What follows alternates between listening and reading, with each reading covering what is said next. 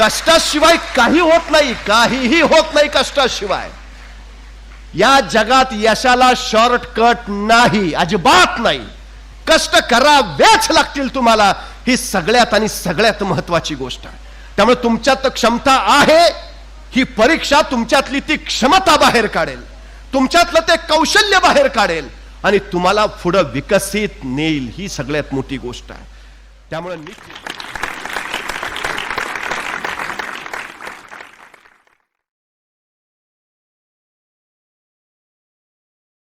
निश्चितपणे या जाणीवांचा विचार करताना एक गोष्ट प्रामुख्याने लक्षात ठेवा. या जगात किंमत फक्त चमकणाऱ्या वस्तूला असते, अंधारलेल्या वस्तूंना या जगात किंमत नसते. मी पालकांना सांगू इच्छितो, माझ्या मुलाला मी कधी अभ्यास कर म्हणून सांगितलं नाही. भीक मागून जगणाऱ्या आणि झोपडीतल्या पालात राहणाऱ्या कुटुंबांना त्यांना एकदा भेट द्यायला घेऊन गेलो. ही का अवस्था यांची अशी, त्याची त्याला कारण सांगितली. ही पालात राहणारी, झोपडीत राहणारी लोक शिकली नाहीत म्हणून यांना नोकरी नाही म्हणून यांना पगार नाही म्हणून यांना असा भीक मागत प्रवास आयुष्याचा करावा लागतो. तुला काय वाटतं, तुला काय करायचंय? करता येत. जाणीव लक्षात ठेवा. उगाच शेळी बनून राहण्यात अर्थ नाही. जगायचं असेल तर वाघासारखंच जगता आलं पाहिजे. आणि काही अडचण नसते. सिंहीण माहितीये का तुम्हाला? सिंहीण आपल्या पिलाला जन्म देते आणि ज्या क्षणी तिच्या गर्भातनं तिची पिलं बाहेर पडतात, त्याच्या दुसऱ्या क्षणी ती सिंहीण तिथून उठते आणि 10-15 पावलं दूर जाऊन बसते. जगाच्या पाठीवरची पहिली आई आहे जी जन्म दिल्या दिल्या आपल्या पोरांपासून वेगळे होते, अलग होते, बाजूला होते. अहो, ते पिलं नुकतीच सृष्टीत आली. वारा म्हणजे काय त्यांना माहित नाही, आभाळ म्हणजे काय कळत नाही, आकाश म्हणजे काय समजत नाही, खावं काय कळत नाही, श्वास कसा घ्यावा जाणीव नाही. अशा वेळी आईनं आधार द्यावा, आईनं कुशीत घ्यावं, आईनं सांगावं, शिकवावं, आधार द्यावा. तर ती आई उठून लांब जाऊन बसली.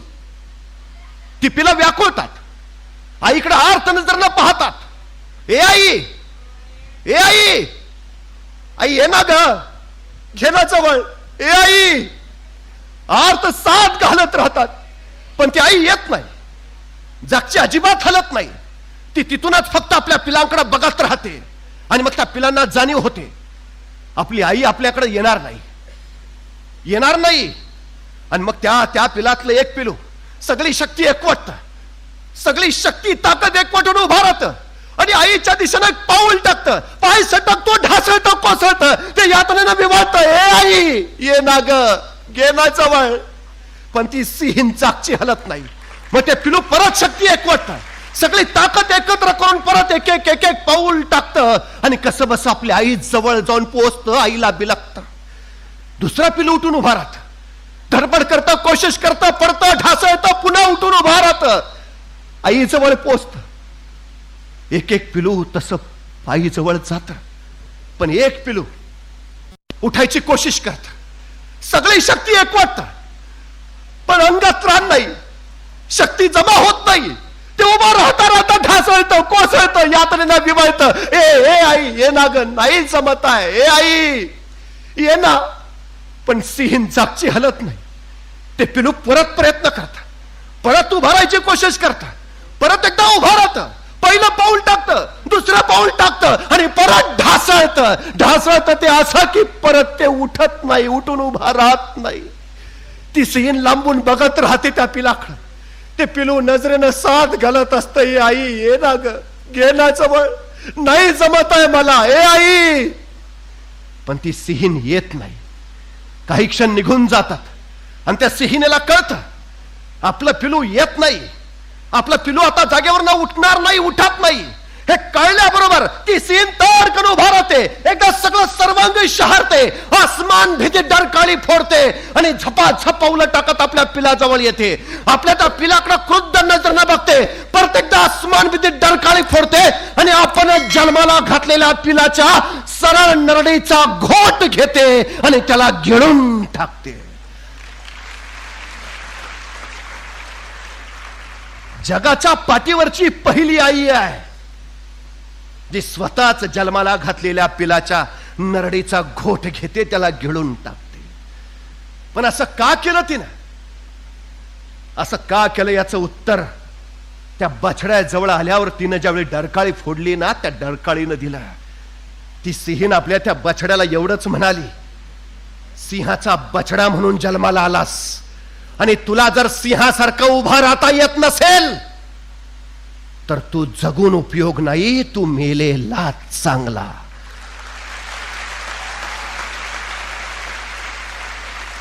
कारण सिंहाचे बछडे जगतात सिंहासारखे आणि मरतात ही सिंहासारखेच.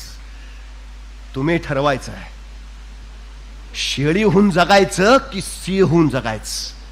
आणि जर सिंह व्हायचं असेल तर उभा राहावंच लागेल. यशाच्या प्रवासाला सुरुवात करावीच लागेल. तुमच्या ज्या क्षमता, कौशल्य, सामर्थ्य आहे ते सगळं झोकून द्यावं लागेल. ध्येय ठरवलेल्या दिशेनं सातत्यानं पळावंच लागेल. अपार अपार कष्ट करावेच लागतील आणि त्या शिखरावर तुम्हाला पोहोचावंच लागेल. जमत नसेल संपून जा. या जगाला तुमची गरज नाही.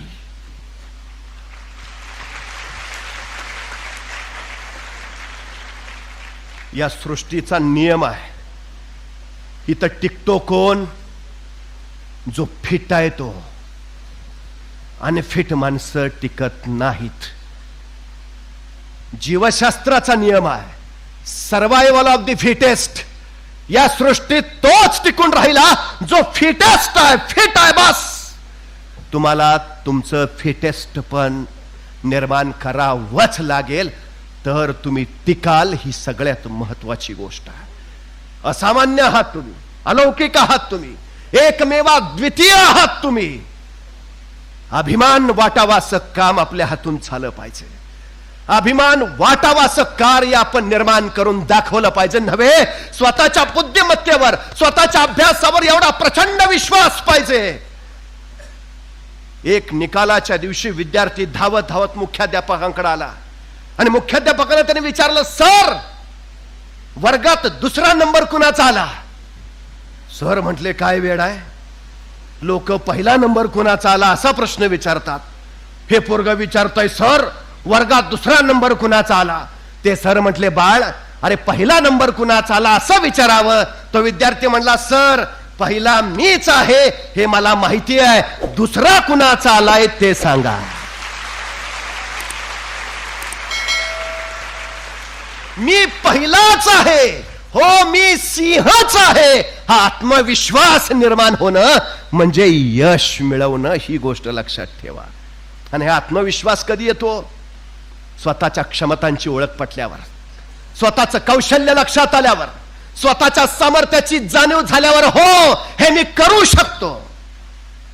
अभ्यासाला लागा, पण भरकटलेला अभ्यास नको, दिशाहीन नको.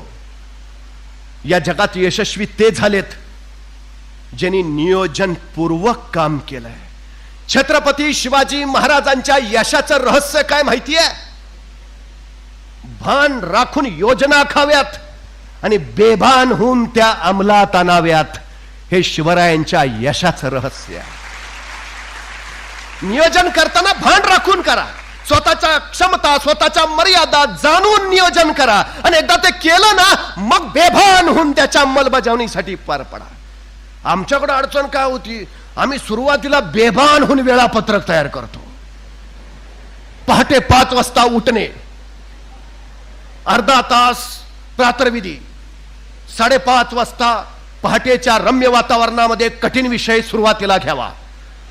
गणित 5:30 ते 7, 7 ला चहा, 7:30 पर्यंत विश्रांती, 8 ला पुन्हा अभ्यास, इतिहास, 8 ते 9, 9 ते 10 भूगोल, 10 वाजता जेवावयास उठणे, अर्धा तास जेवण, 1 तास विश्रांती, 12:30 ला परत अभ्यास, रसायनशास्त्राची प्रश्नपत्रिका सोडवणे, 12:30 ते 2, 2 वाजता परत एकदा उत्तरपत्रिका निहाळणे, 2:30 वाजता जमा करणे, 2:30 ते 3 विश्रांती, 3 वाजता परत काहीतरी खाऊन घेणे, 3:15 वाजता इतिहासाचा अभ्यास, 3 ते 5 इतिहास, 5 वाजता मोकळ्या हवेत फिरायला जाणे, 6 वाजता परत येणे, चहा घेणे, 6:30 वाजता परत अभ्यासाला बसणे, विज्ञानाचा अभ्यास, 6 ते 9,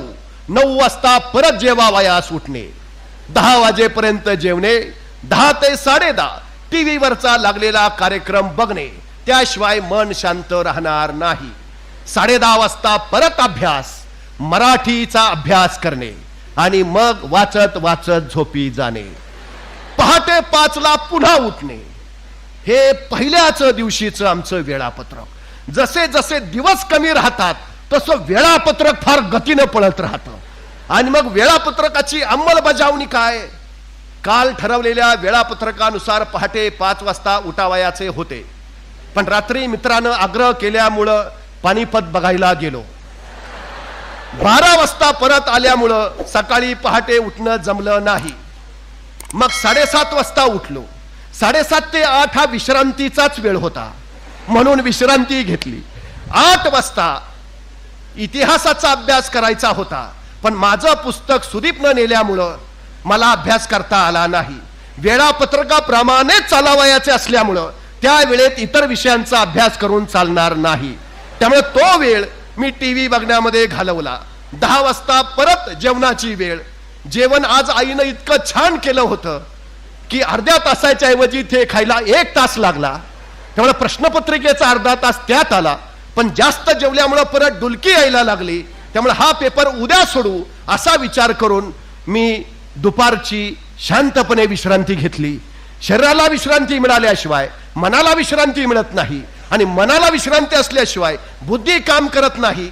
उगाच वेड्यासारखं अशी तकतक करून चालणार नाही, असं कालच आमच्या सरांनी आम्हाला सांगितलंय.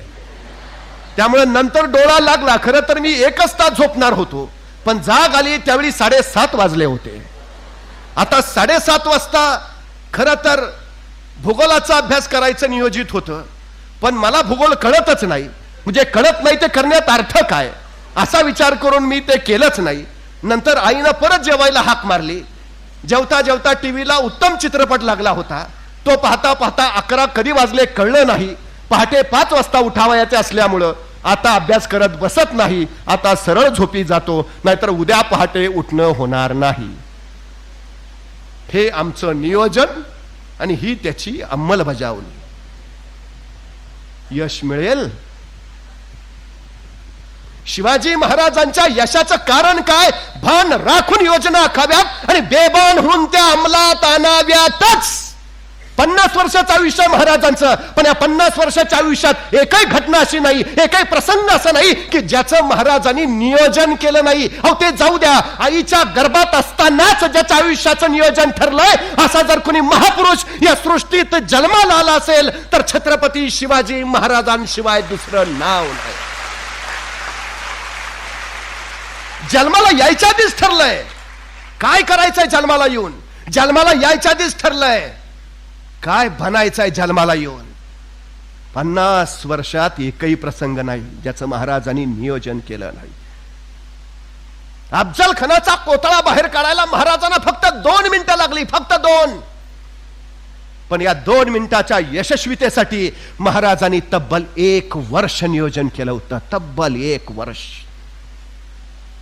तुम्ही उत्तम नियोजन करा, अभ्यासाला फार कमी वेळ लागेल.